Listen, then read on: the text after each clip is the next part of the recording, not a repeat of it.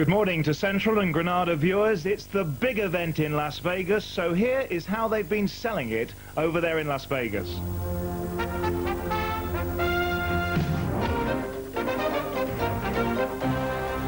We're in Las Vegas, Nevada for two heavyweight title fights. First, Tony Tucker faces James Buster Douglas for the vacant IBF crown. Michael Spinks refused to fight mandatory challenger Tony Tucker and was stripped of his IBF title. Tucker earned his #1 ranking with a 12-round unanimous decision over James Broad. The opponent, James Buster Douglas. His biggest win, a 10-round decision over former WBA champion Greg Page.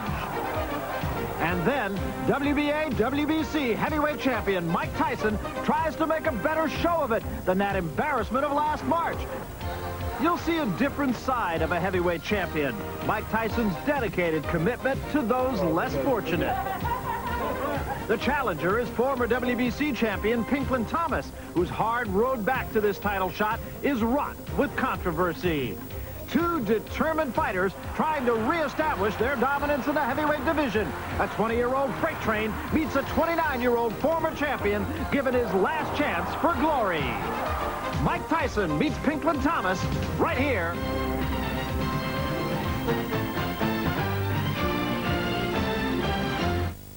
And that Tyson-Thomas fight will be coming up on your screens in just about an hour's time, but we can go straight live to Las Vegas now for the vacant IBF heavyweight title. It's between the unbeaten Tony Tucker and James Buster Douglas. Our commentators at the Hilton, Jim Watt and Reg Guttridge.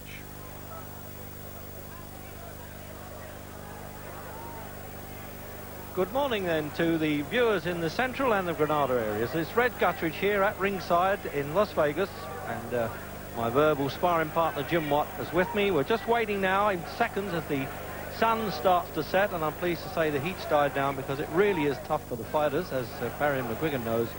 James Buster Douglas, Tony TNT Tucker for the vacant IBF, International Boxing Federation Championship, scheduled for 15. But you know what it is with heavyweights. Buster at 16 stone 3, Douglas, and 15-12, and here's Chuck Huff. Boxing Federation ringside this evening is that body's president, Mr. Bobby Lee of New Jersey, and supervising for that body is Mr. Al Goodman from the state of Florida. The officials assigned by the Nevada State Athletic Commission for the next event of the night. The judges are Chuck Giampa of Las Vegas, Nevada, Ed Levine of Miami, Florida, and Glenn Hamada of Seattle, Washington. The timekeeper is Jane Broadfoot. Counting at the knockdowns, Mike Flichella, and your referee is Mills Lane. This is the semi-main event of the evening. 15 rounds of boxing for the IBF Heavyweight Championship of the World. Introducing in the blue corner, fighting out of Columbus, Ohio, weighing in at 227 1/4 pounds, with a professional record of 23 wins, 3 defeats, 1 draw, 1 no decision, with 15 KOs. He's ranked #2 in the world by the IBF. Ladies and gentlemen, here is James Buster Douglas. And in the red corner, from Houston, Texas, weighing 222 1/4 pounds. His professional record consists of 33 wins, no defeats, 1 no decision, with 28 KOs. He is rated #1 by the IBF. Here is heavyweight Tony Tucker.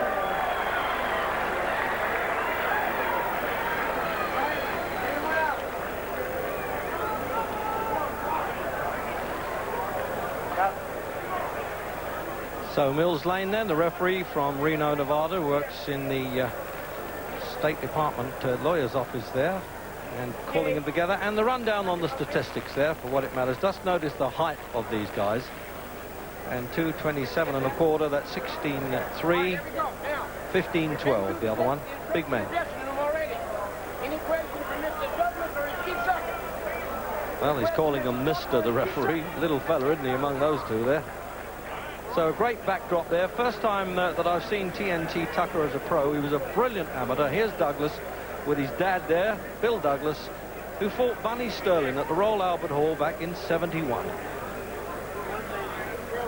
So we'll find out now whether Tucker has really got it in the opening round then. So in the white trunks, Buster Douglas from Columbus, Ohio, a very useful tradesman indeed.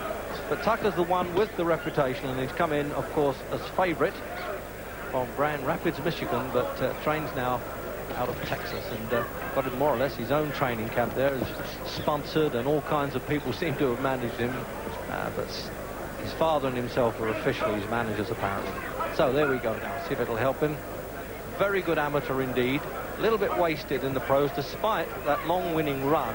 He was a bit carefully managed. You couldn't really judge that. But beating James Broad was a good performance, and that put him into the vacant IBF championship that was stripped from Michael Spinks. But I've seen Douglas quite a bit. He's a very capable fighter, and for an underdog, I wouldn't mind taking some of the odds in.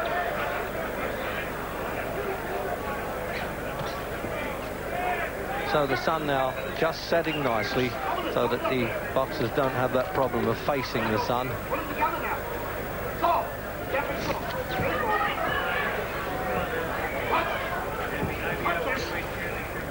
Good stand-up boxer, Tucker. And as he said, in many ways, lucky to be alive. He was due to go with that American team that crashed an airplane in Poland back in 1980, but got off the plane at New York and went home, and said I'll still feel the effects of losing all my pals on that one.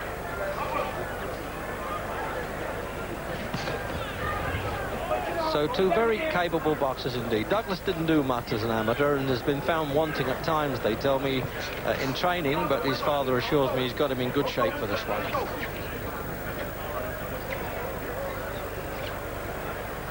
Defeated Greg Page, James Douglas, so it gives you an idea of his class. A lot of money's been invested in Tucker over the years now. Mrs. Abercrombie, the millionaires in Texas, has sponsored him.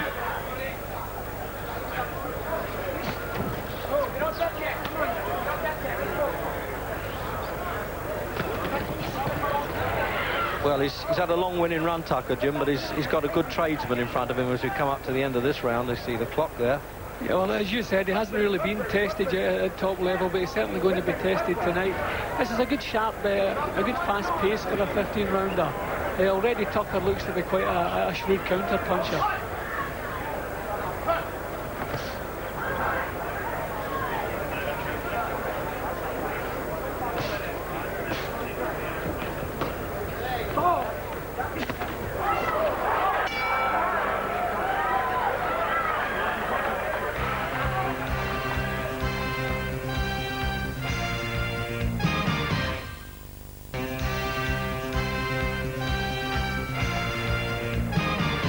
Second round then of this IBF version of the heavyweight championship, and a good smart start there, some good stand-up boxing. Makes a change, Jim, to see this sort of quality boxing at this big fellas like this, not lunging at one another. Yeah, well, it's nice to see. We've also got rid of some of the fat heavyweights we've been seeing in recent years. They're both big, but they're both looking good shape and nice and trim, muscular looking.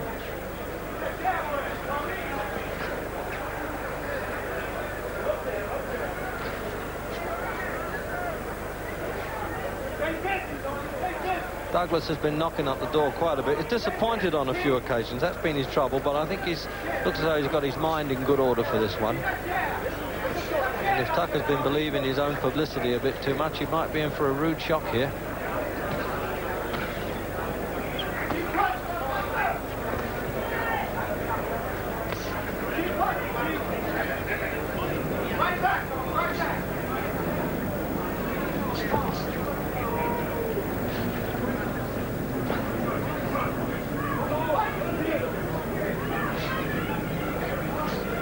As an amateur, Tucker was a little bit flashier than this, Jim, but I think he realises he's got to be sensibly professional here tonight. Yeah, well, he certainly has good concentration. He's hardly blinked since the first bell. He hasn't really an American style. It's very straight, stand-up style he has. But as long as the fight's at this range, I think it should suit Tucker. Douglas is obviously going to have to find a way past the long, stiff jab and they get to work at close range.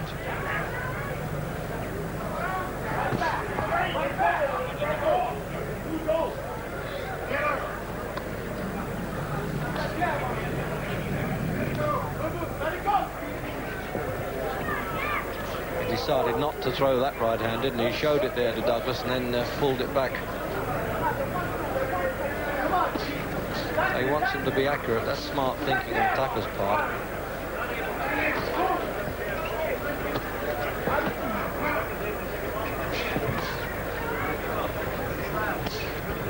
Three American judges should this go the distance.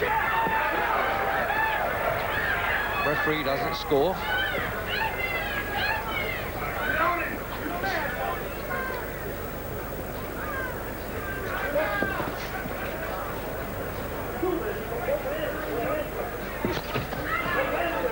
The three knockdown rule, which means if either boxer goes down in the same round, it does not count in the IBF rules.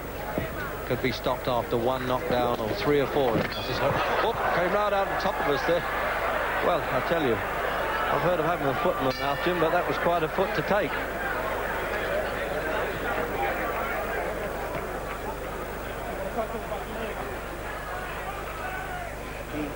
How's your leg, Tony? Did you hurt it when you went down there? Didn't you get it right? No. That's all right. Wait a minute. Let's have a look at that replay now, Jim. Yeah, well, that was a real sign of aggression from Douglas, but I don't think he was troubled by any punches or anything. Now, as he went back, we get our overhead cam. You notice that foot comes out, as I say, nearly knocked my gum shield out, that did.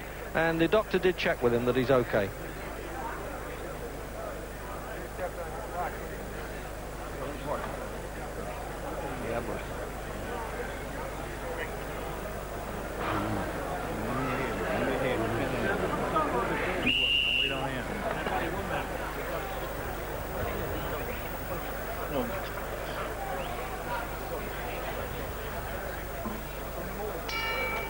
Into round three. And we'll re-identify there. The white trunks is James Buster Douglas from Columbus, Ohio. And against Tony Tucker, 6'5", trains out of Texas.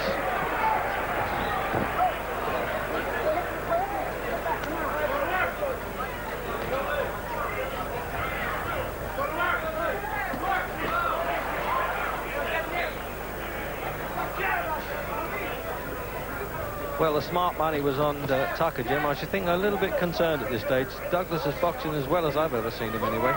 Yeah, and he caused Tucker to lose his composure a little bit just at the beginning of this round. He caught him with a nice right hand and Tucker grabbed hold of him round the waist, shook him up a little bit, but hasn't seriously hurt him. It gave him something to think about. Douglas quite likes boxing. He had 2 wins in Las Vegas last year.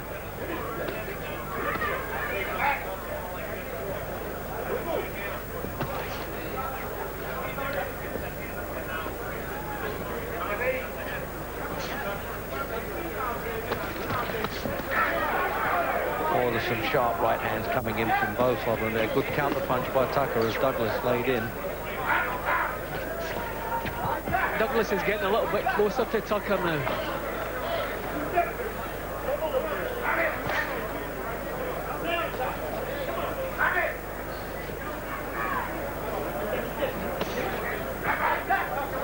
I imagine our viewers, Jim, could be a little bit surprised, as you say, the flabby heavyweights we've been seeing lately. These fellas could be lightweights the way they're boxing with the skills. Yeah, I don't think anybody enjoys seeing any athletes who are vastly overweight, and we've had too many fat heavyweights in recent years. So I'm enjoying looking at a couple of good athletes tonight. Long way to go, and it's a fair pace too.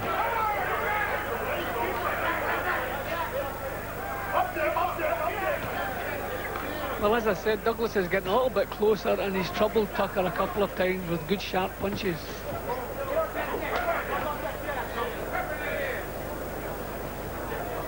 We've often said that, you know, you look at an unbeaten record, it's not always the amount of wins, it's who he's fought. That's the important thing.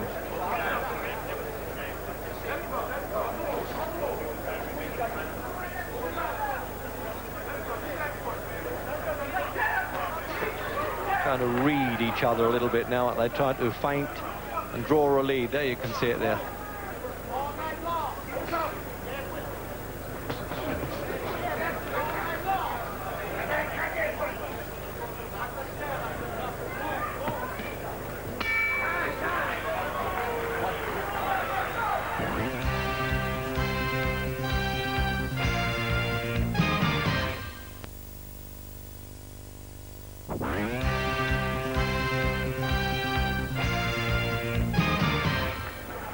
Into round 4. And James Douglas, the shorter of the two, actually, according to the statistics, has a longer reach, which rather surprises me. But you see, he weighed 17 stone 7 when he defeated Randy Cobb back in '84, Douglas. Came in 16-3 for this one.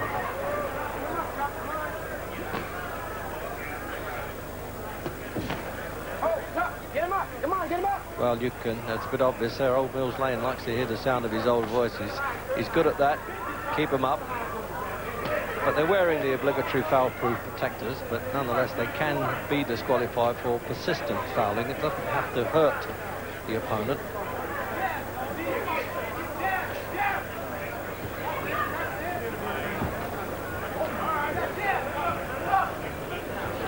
Well, Tucker came in with a reputation of being a master of the left jab, but he's getting out jabbed a bit.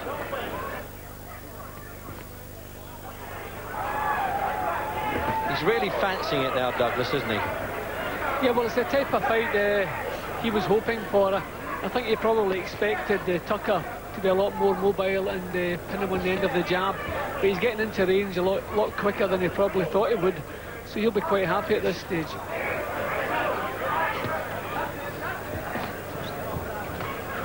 Neither of them been over the 15-round course.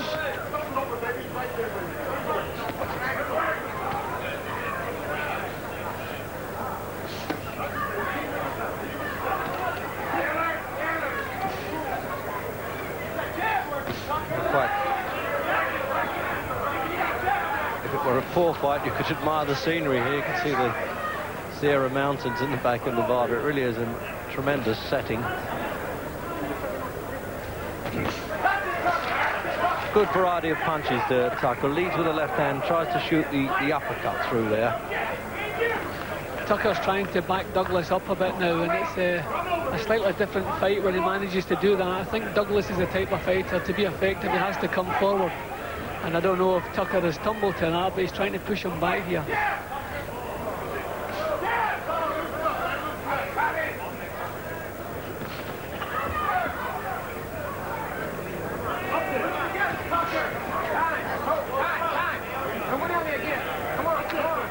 I didn't think that one warranted stopping for that, Jim. Did you, that punch? No, it landed in the hip. It was below the belt, but it landed in the hip. There wasn't a dangerous area. I think the referee could have left that one out.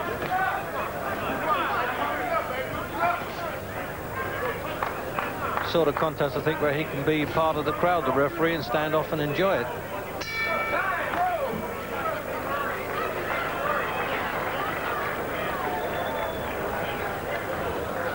Your attention, please. Joe Sneaky. My muscle feel tight. Which one? Joe Sneaky, southeastern visual corner of the ring, please. You're too damn tight. You gotta loosen yourself up. Loosen yourself up, son. Don't fight the jab. Loosen it up. And what you do is start doubling the jab. Not single, then double it. Well, there it is, as I say, a picturesque setting indeed, isn't it? The way they can just build these arenas as they want here in Las Vegas, whether it be up the road at Caesars Palace or at Hilton, which has actually been promoting more heavyweight fights lately than any other one. This thing is gonna stand and box with him, you gotta break him out. Okay? You think you can pull out on him? He jab. He's doing sometimes, right? Into the 5th round.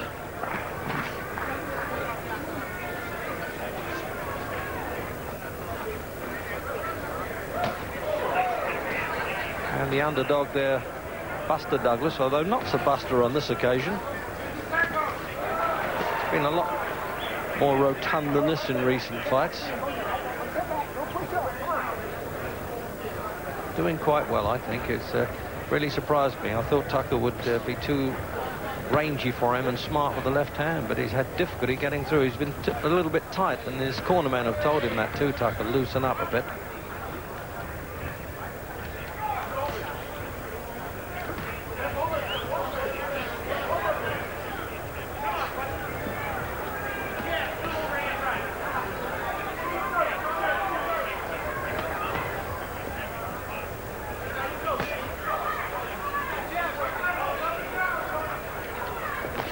Matter of fact, Jim, one of the rules at the rules meeting, they made Tucker promise that he'd come in with dry hair. That the stuff they used to keep those curls going had to be wiped off. Another thing you've got to worry about in this game. There you go now, as Douglas is obeying his dad's orders from the corner there to crowd in. He said, don't try and outbox him, get inside that long reach. Oh, all right, we'll step back clean. Clean break, attaboy.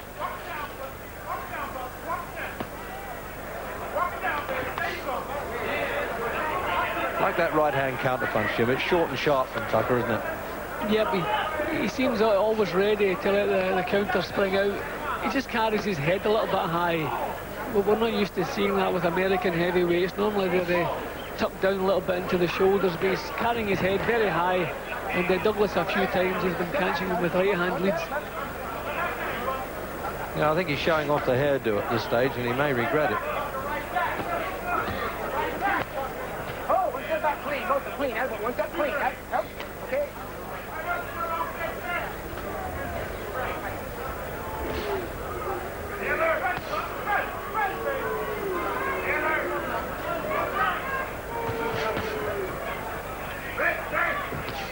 There it is again. He tries to chop that punch down, Tucker. But he gets it back from Douglas. That was an even better shot, and he just tottered a bit with that. Now this fella, remember, 34 unbeaten, hasn't been even seriously troubled until now.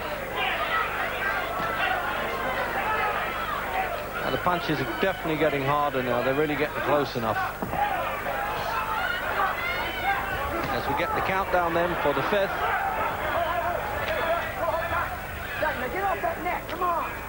So no rabbit punches or get off that neck.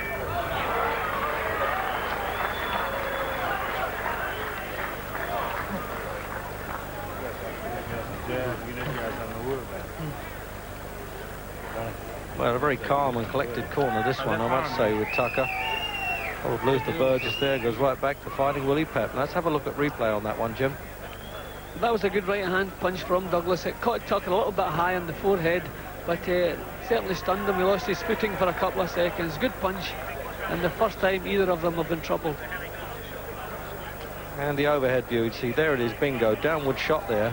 And then the left hook on the side of the head, and he really was in a bit of bother. They did well to stand up.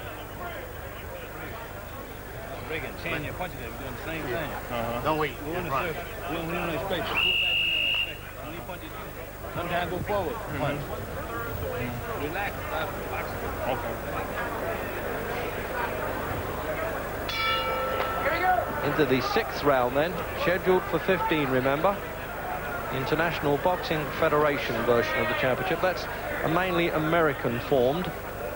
They did it because they rather resented the WBC and WBA big brass was in South America.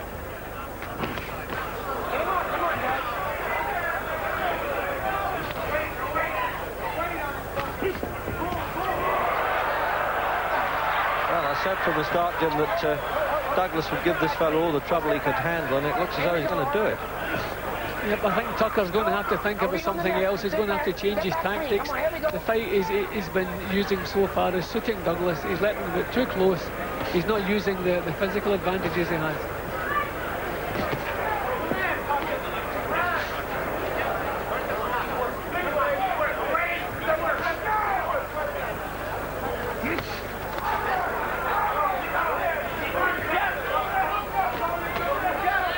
Amazing thing about the majority of the top American heavyweights, they absorb a punch so well. That's really why they all seem to do that. There's no actually brittle chin guys among them in the top 10.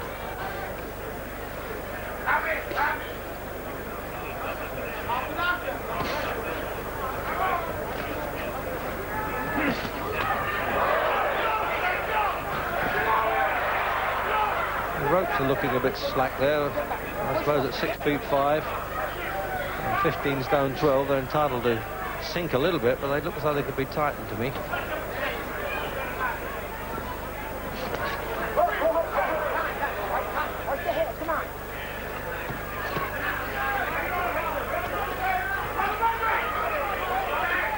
He's doing well to take a few chances, Douglas. He doesn't want to stand there and try and out-jab him, does he?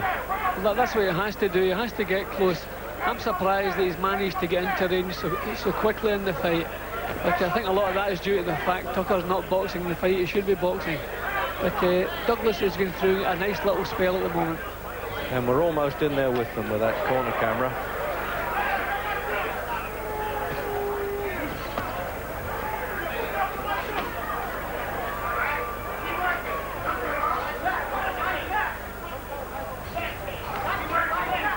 I think Tucker's really realising now he's got to start putting a few more punches together to try and stop this fellow in his tracks a bit.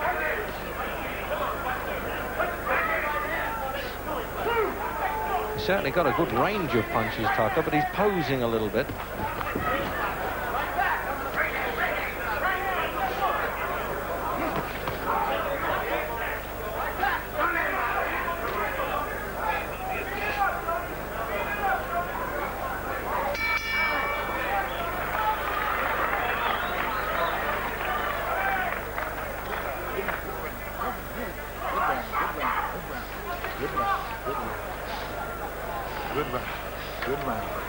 You're starting to feel you ain't got 6 feet yet, Kev. You still just good ago.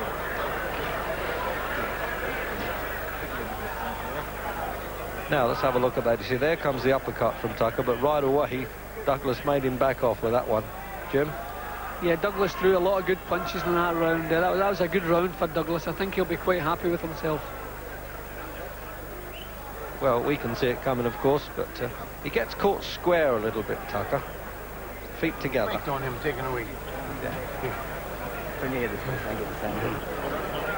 Pop it good, right hand, left hook, break right back at it again with it. Step into the guy. And step with the jab.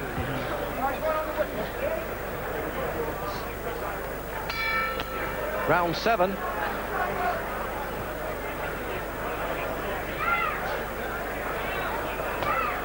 And some really smart heavyweight boxing we're getting here for a change. Not the crash bash stuff that often passes for boxing.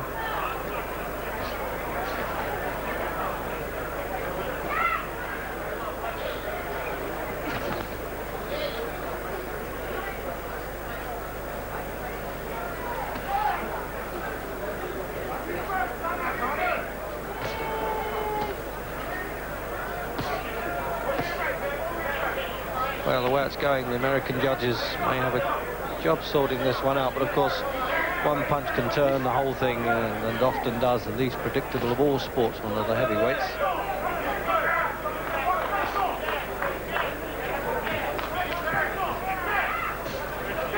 He's trying to get into some rhythm going there, Douglas. The favourite with American fighters, they do this, they stand and loosen up in the middle of the ring and try and get some rhythm going.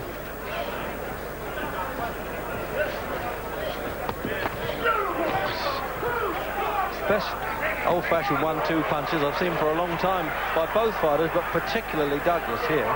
The left hand followed by the right hand, Jim. Well, any success that Douglas has had has been with double punches or 2, 3, 4 punches. When he stands off and tries to single jab with Tucker, then he gets out jabbed. So he should really stick with us, move in behind the punches and double them up.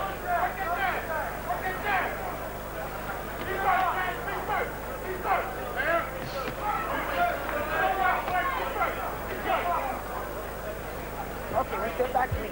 Step back, here we go. Get him up. Come on, Johnny.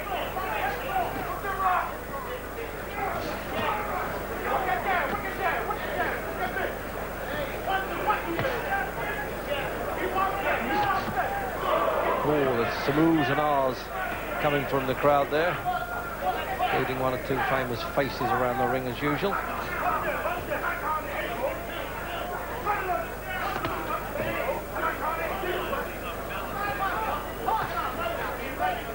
few times I've seen Douglas, he hasn't been great on staying power. And I wonder how it's going to be in the second half of the fight, Jim. Yeah, well, Tucker has started to drive Douglas back again, and as far as he's concerned, that's good tactics. Because as we've seen, Douglas is very effective when he's coming forward, letting the punches go, and he's also taking the sting out of Tucker's punches. So now Tucker's trying to drive him back, and will certainly help his cause quite a bit.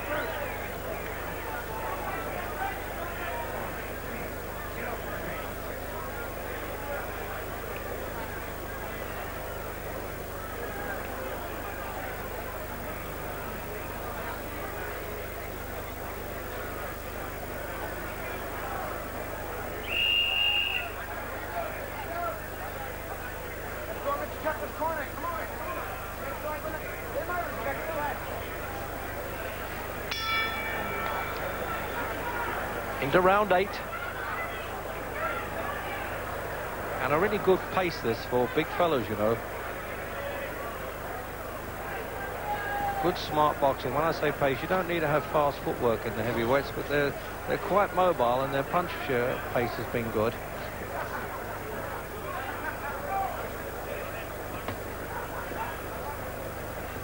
As you say, Jim, Tucker's very orthodox, isn't he? Yeah, he's not what I expected at all. He's actually like a British fighter, the way he stands up and sticks out the kind of stiff punches. You know, he doesn't seem to have the natural rhythm that we expect from the Americans.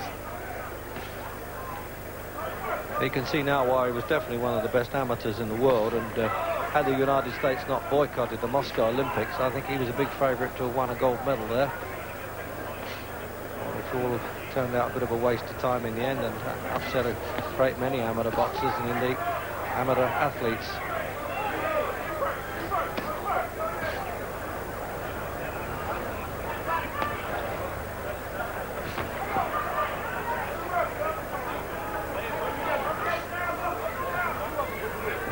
Been a little bit more concern, I would have thought, in Tucker's corner by their reaction.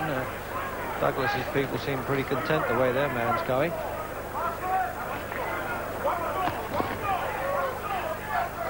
But I'm a bit concerned for him on the staying power. But then, as I say, he's got into much better shape for this one than many previous fights. Some years ago in Chicago, he actually got a draw with Stefan Tankstead of Norway.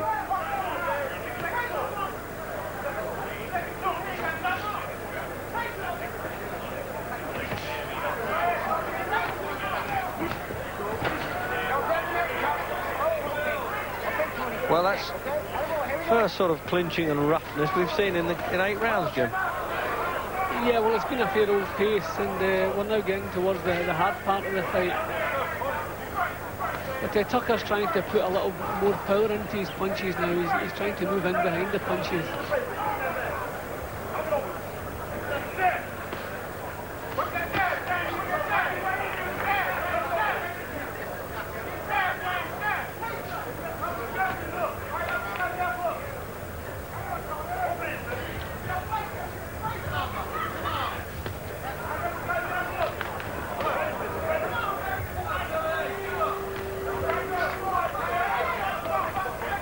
Both got a fair bit of firepower. I mean, Tucker stopped 29 of his opponents and Douglas 15 of his 23. That's 23 wins, of course. You can't stop them if you lose.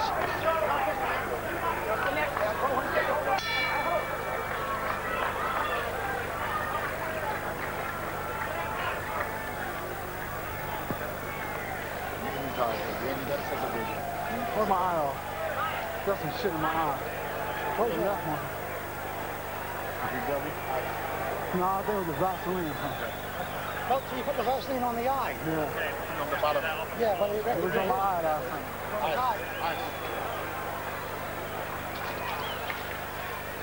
Both hands. You gotta work both hands out. But the guy, just then, he never been in the hurt.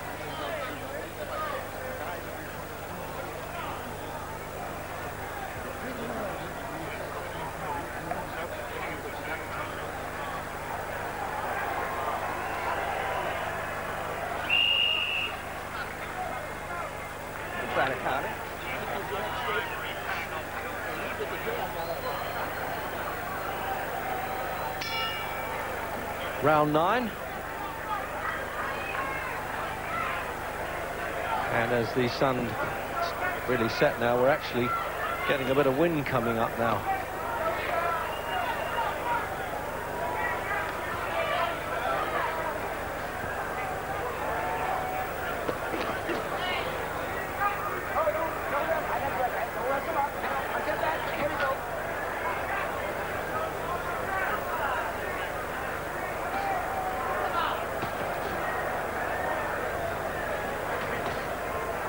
Good straight punches again by Tucker, but he just doesn't vary it enough, Jim, does he? No, he doesn't have as good a variety of punches as Douglas. But he's a different fighter altogether when he moves forward and backs Douglas up. And I think it's time for him really to start trying to do that. He's been standing off far too much, and even in the close rounds, it means Douglas is looking the busier.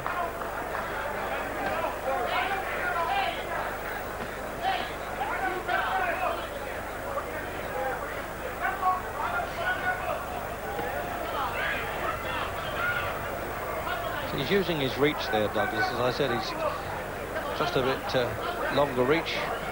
Surprisingly enough, the taller man you would think's got the longer reach, but apparently hasn't.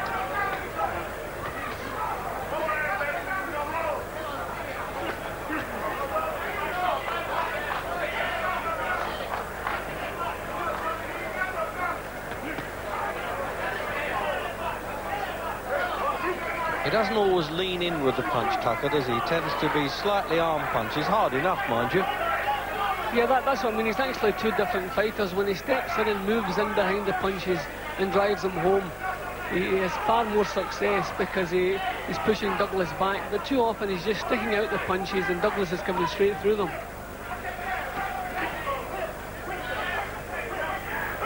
A little bit puffed around the right eye, Tucker, but certainly nothing to worry about. Neither of them really are showing the bruises of battle.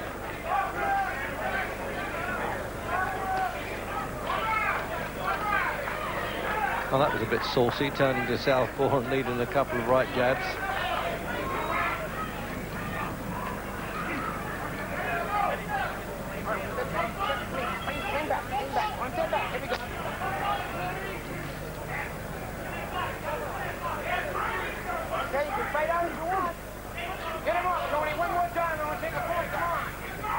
So there you are, threatening to take a point away there, Jim. Yeah, a couple of the punches of I think he's going to do that now. One more time, it's going to cost you a point. One more time, okay? Come on.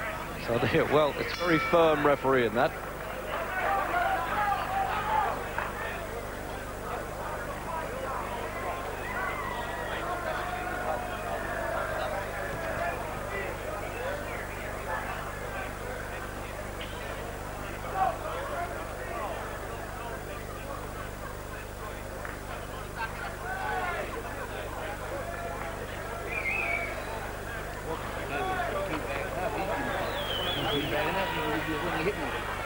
You go forward, start punching. He cannot defense against 3, 4, 5, 6 punches. Off the chair. He punch you, punch right back. Exactly like that. Say, push him back with 3 or 4 punches. That man is there. Whoa.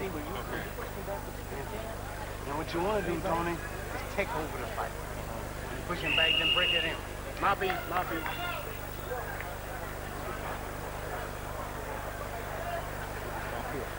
Short overhand right. Into the 10th round then of this heavyweight championship for the vacant IBF version. Stripped from Michael Spinks, who would refuse to fight this #1 contender, who was Tucker. But at this stage of the fight, I would have thought maybe Douglas is just a bit in front. What do you think, Jim? Yeah, I would say Douglas is slightly in front. He's always looked to busier. He's looked to be the boss more often than Tucker. Tucker's corner men were telling him it's now time to get control of the fight, and I agree with that. If he wants to win the title, he's going to really have to push himself forward and get to grips with it. He's a little bit one-paced at the moment.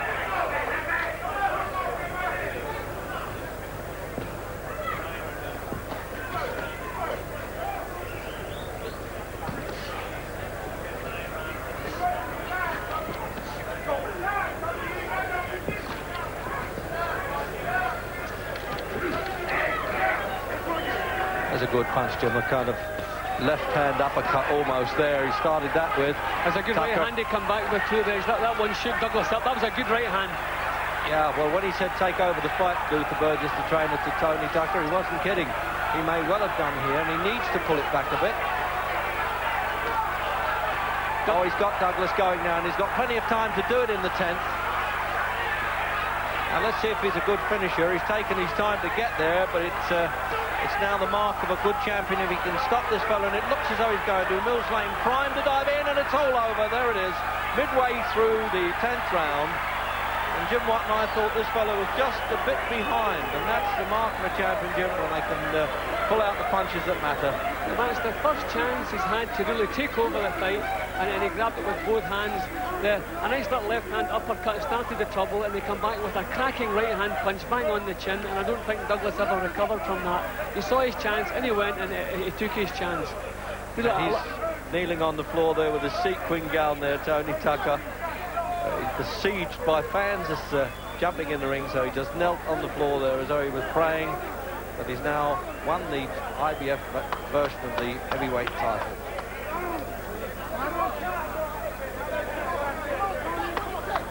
So the doctors, Flip Romansky, the Nevada State doctor. We'll look at the finish of this one, Jim, again, the replay.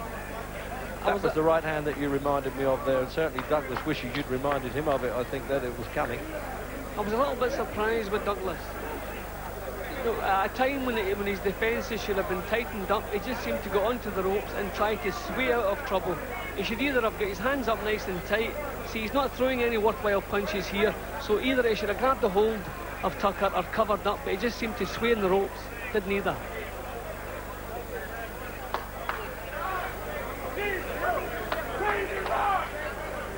Praise the Lord, he's shouting out there, Tucker. And, well, I did say early on I was a bit concerned about Buster Douglas's, or James Douglas's, staying power, and he just broke up underneath that punch there. Brilliant exhibition early on. But this fellow, as they say, his record's no phony, is it? 35 now on the turn, and he stops 30 of them.